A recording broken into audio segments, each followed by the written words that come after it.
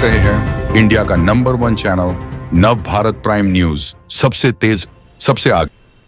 प्रदेश के सीएम योगी आदित्यनाथ रामनगरी अयोध्या पहुंचे। यहां पर उन्होंने सबसे पहले हनुमानगढ़ी में दर्शन करने के बाद रामलला के दर्शन किए। इसके बाद धार्मिक अनुष्ठान में शामिल होने के लिए अशरफी भवन पहुंचे। उन्होंने अशरफी भवन के पास मंडप में आयोजित पंचनारायण महायज्ञ में आहुति अर्पित की।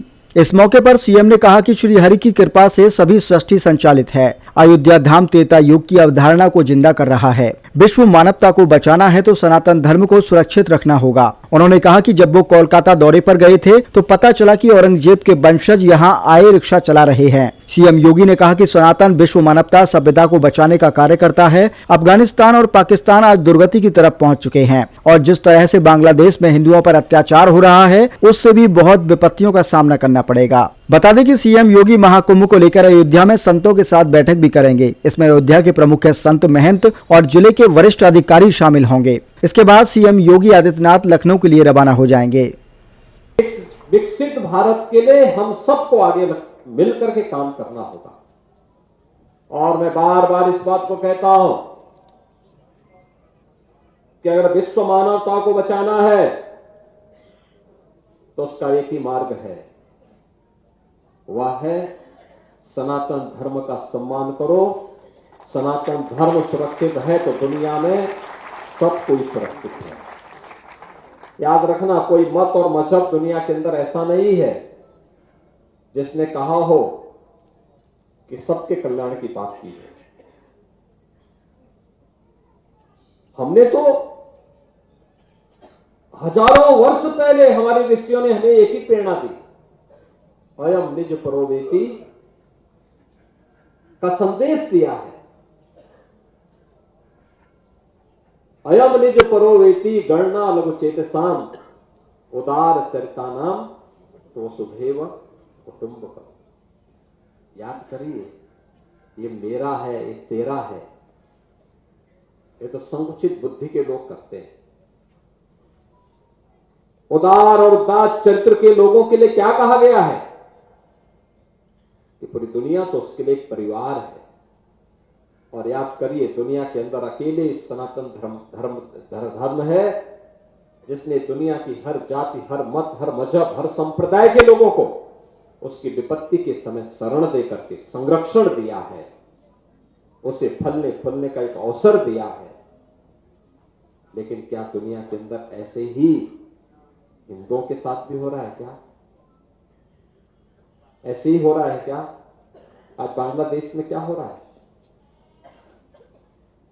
पाकिस्तान में क्या हुआ था? इससे पहले अफगानिस्तान में क्या हुआ था? मैं पूछना चाहता हूं उन लोगों से, कौन वे लोग थे जिन्होंने देश के अंदर सनातन धर्म से जुड़े हुए उन मान बिंदुओं को नष्ट करने का काम किया था? और क्यों किया था? उसके पीछे की नीयत क्या थी? उसके पीछे की नियति अपने बर्बर कृत्यों को अंजाम देकर के पूरी धरती को नरक बनाने की साजिश का हिस्सा था, जिसके तहत कभी काशी में काशी विश्वनाथ मंदिर, कभी अयोध्या में श्री राम जन्मभूमि, कभी मथुरा में श्री कृष्ण जन्मभूमि, कभी संभल में कल के अवतार की हरिहर भूमि, कभी भोज में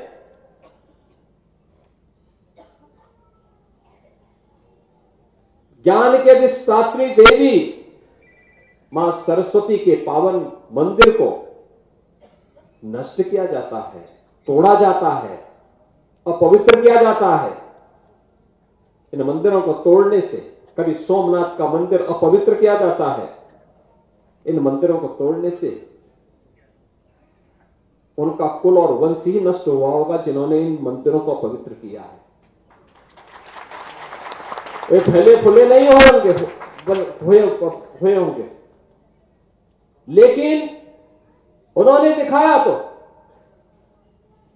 और ये कारण है, जब मैं आज पूछता हूं कि भाई जिन लोगों ने मंदिर तोड़े थे उनकी क्या स्थिति है वर्तमान में, तो लोग बताते हैं कि औरंगजेब के परिवार के लोग, उसके वर्तमान खानदान, मुझे कोई एक दिन बता रहा था जबकि कोलकाता के पास वो रिक्शा चलाते हैं, तो मुझे बताओ अगर उसने पुणे किए होते, इन मंदिरों को तोड़ा नहीं होता तो रिक्शा चलाता क्या? ये दुर्गति को प्राप्त करता, ये उसकी दुर्गति है। उसने ईश्वर की अवमानना की है। और मैं यही कहूंगा कि दुनिया के अंदर अगर विश्व शांति की स्थापना करनी है तो यह सनातन धर्म ही उसको कर सकता है, केवल सनातन धर्म।